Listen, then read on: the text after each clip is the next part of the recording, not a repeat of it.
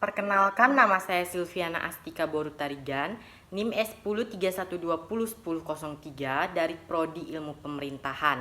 Baiklah, pada kesempatan kali ini saya akan menjelaskan tentang bagaimana cara saya mengatasi masalah yang terjadi. Masalah kejahatan jalanan kian marak terjadi di kota Pontianak akhir-akhir ini, mulai dari gerombolan bermotor yang meresahkan hingga aksi begal serta penjamretan dan perampokan kerap terjadi di kota berjuluk Bumi Khatulistiwa ini. Malam hari jadi waktu bagi mereka kelompok-kelompok yang kerap melakukan kejahatan jalanan beraksi. Warga pun resah akan kondisi tersebut. Belum lama ini terjadi sejumlah kejahatan jalanan atau begal di kota Pontianak dan sekitarnya.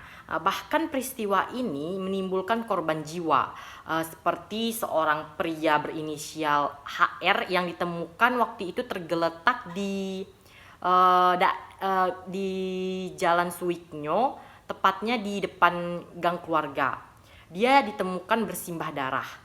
Kemudian kasus seorang supir Gojek online yang belum lama terjadi baru akhir-akhir ini menjadi korban begal hingga nyawanya melayang dan ditemukan hanyut di sebuah tepian sungai di Sungai Rengas di Kota Pontianak. Kemudian perampokan terjadi di sebuah perumahan di daerah Desa Kapur, Kecamatan Sungai Raya, Kabupaten Kuburaya. Terdapat sejumlah spot sepi di kota Pontianak dan diperkirakan menjadi tempat favorit bagi para begal. Namun tindak kejahatan seperti itu bisa terjadi di mana saja dan kapanpun saja.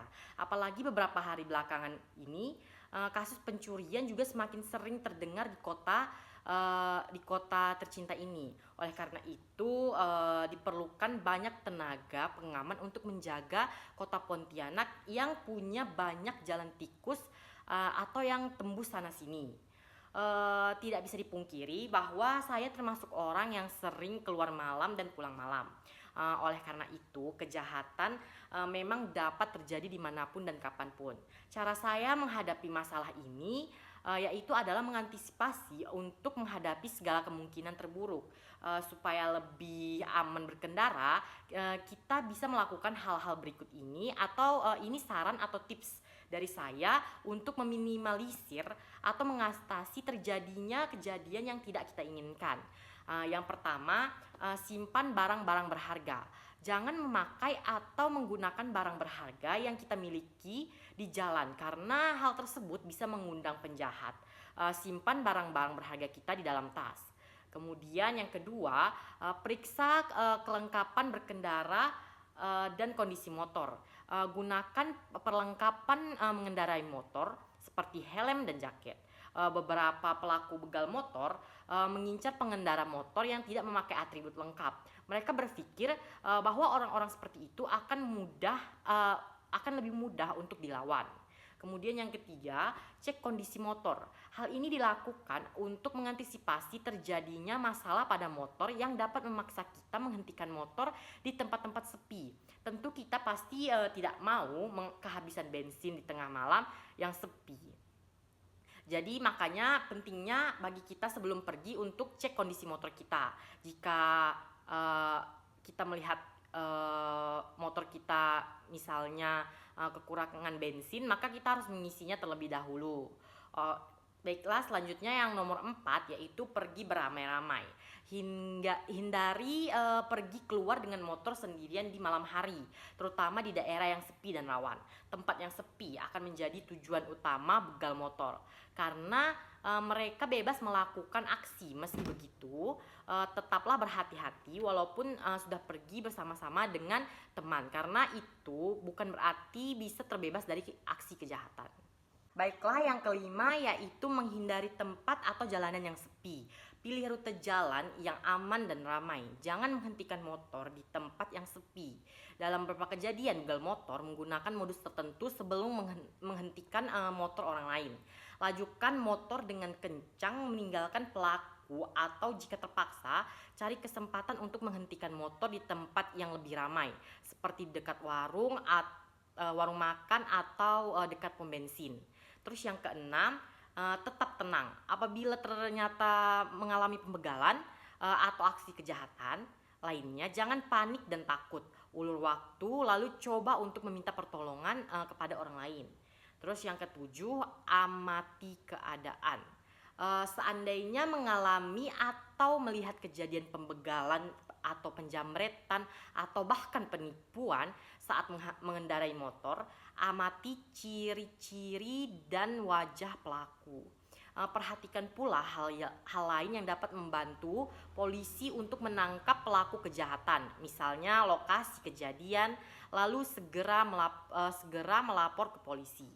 Di luar semua itu, tentunya kita jangan lupa untuk berdoa agar kita selamat saat berkendara. Semoga perjalanan kita selalu aman dan nyaman. Kemudian ada tips atau cara dari saya yang juga tinggal sendiri di rumah karena jauh dari keluarga, agar bisa melindungi diri kita sendiri dari perampokan, yaitu yang pertama, menjalin hubungan yang baik dengan tetangga sekitar kita. Pernahkah kamu atau kalian mendengar sebuah ungkapan yang menyatakan bahwa tetangga adalah saudara yang paling dekat dengan kita? Nah, ungkapan tersebut ternyata memang benar, sebab tetangga itu akan langsung menolong kita bila sedang membutuhkan bantuan. Hubungan baik dengan tetangga juga akan membuat kondisi rumah kita lebih aman. Para tetangga tidak segan memberitahu kita bila ada sesuatu yang mencurigakan di sekitar rumah atau bahkan langsung menangkap maling yang sedang berusaha membobol rumah. Selain itu, para tetangga juga pasti memahami kebiasaan kita sehingga gampang mendeteksi keadaan tak lazim di rumah. Misalnya para tetangga tahu bahwa rumah kita selalu kosong di siang hari karena beraktivitas di luar, entah itu bekerja atau kuliah. Kemudian hubungan yang kurang akrab akan membuat tetangga sekitar lebih cuek terhadap kondisi keamanan rumah kita, sehingga resiko kemalingan jadi semakin besar. Kemudian yang kedua yaitu mengunci pintu dan jendela setiap hari. Keamanan rumah juga berkaitan dengan kebiasaan mengunci pintu rumah dan jendela. Kita patut mengunci pintu dan jendela setiap hari, terutama pada siang dan malam hari. Kasus pencurian bukan hanya rentan terjadi di malam hari, melainkan juga bisa terjadi di siang hari ketika lingkungan rumah sedang sepi. Di samping itu juga kita mesti mengunci semua pintu dan jendela dengan benar jika berencana mudik atau menginap ke tempat lain. Untuk menyempurnakan keamanan rumah, tak ada salahnya bila kita memasang kunci ganda pada pintu dan jendela. Kemudian yang ketiga, menyalakan lampu teras dan garasi. Jangan pelit menyalakan lampu teras dan garasi agar rumah selalu aman. Kondisi teras dan garasi yang gelap membuat maling lebih leluasa membobol rumah dan mengambil barang berharga. Oleh karena itu, kita harus sigap memasang lampu yang terang dan menyalakannya setiap saat, terutama pada malam hari. Dan kemudian yang keempat, jangan biarkan rumah terlihat kosong. Perlu diingat bahwa beberapa pencuri akan memantau target selama berminggu-minggu sebelumnya. Sementara yang lain akan menyerang jika ada peluang. Selalu pastikan rumah kita berpenghuni.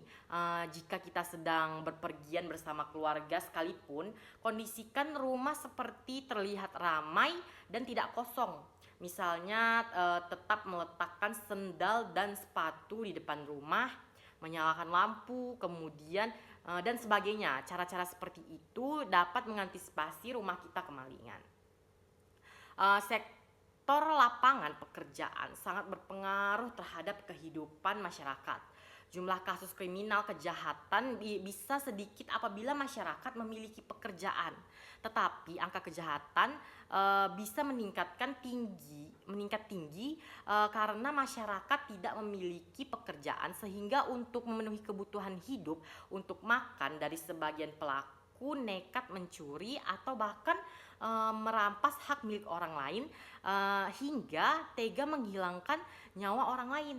Nah, menurut saya dalam mengantisipasi tingkat masalah kriminal ini supaya tidak ada terjadi lagi hal serupa seperti pembegalan, perampokan, penjamretan, pihak kepolisian bisa meningkatkan kewaspadaan seperti melaksanakan patroli di tempat yang dianggap rawan terhadap kejahatan serta mengaktifkan kembali siskamling di tingkat RT, menyebarkan kontak pihak kepolisian yang bisa dihubungi apabila mendapat informasi dan peristiwa. Namun zaman sekarang kompleks-kompleks perumahan dan gang-gang di Kota Pontianak ini sudah tak banyak lagi yang menyelenggarakan sistem keamanan lingkungan atau siskamling, atau biasa kita sebut ronda malam.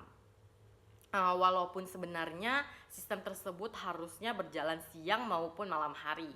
Kalaupun ada, biasanya didominasi orang-orang tua pun orang-orang tua pun yang ikut jaga hanya sedikit.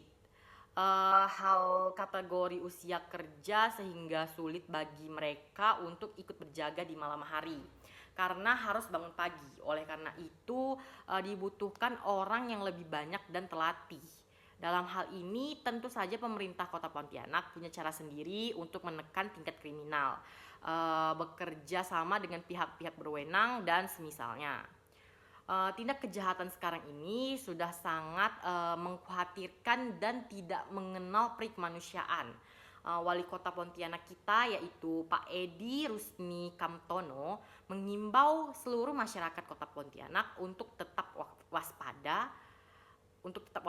Kewaspadaan juga ditujukan terutama kepada pengemudi ojek, karena terutama pada malam hari di tempat yang sepi dan rawan tindak kriminalitas. Diharapkan kepada masyarakat untuk lebih berhati-hati terutama saat keluar rumah serta menghindari jalan yang sepi apalagi pada waktu malam hari.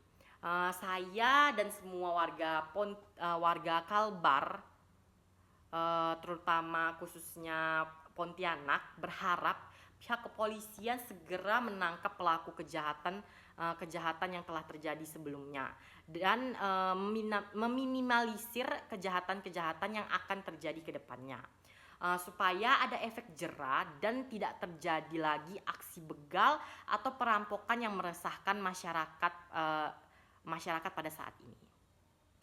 Baiklah, itu sekian penjelasan dari saya mengenai cara saya mengatasi masalah yang terjadi pada kehidupan kita pada saat ini, terutama di kota saya, Kota Pontianak. Dan harapan saya bagi pihak-pihak berwenang, terutama pada pihak kepolisian, untuk segera mengatasi masalah pembegalan dan perampokan yang sedang terjadi di Kota Pontianak ini. Sekian dari saya, terima kasih.